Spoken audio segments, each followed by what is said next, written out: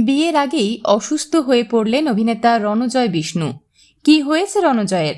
হাতে মাত্র কয়েকদিন, তারপরই বিয়ের পিঁড়িতে বসবেন অভিনেতা রণজয় বিষ্ণু এবং অভিনেত্রী শ্যামপ্তি মুদলি।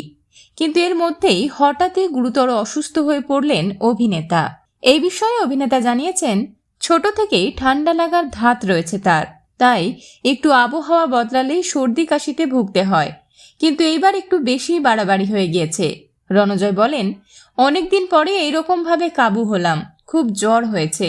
ডাক্তার দেখিয়েছি, 2 দিন বিশ্রাম নিতে বলেছেন। অনেকদিন আগে এতটা শরীর খারাপ হয়েছিল আমার। 14ই ফেব্রুয়ারি অভিনেত্রী শ্যামপ্তি মুদলির সঙ্গে 7 পাকে বাঁধা পড়বেন অভিনেতা।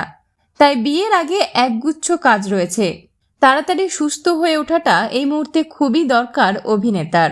তবে বিয়ে প্রসঙ্গে শ্যামপ্তি জানিয়েছেন, তারা খুব বেশি আড়ম্বর চান না, খুব ছিমছামভাবে নিজেদের বিশেষ দিনটা সাজাতে চান।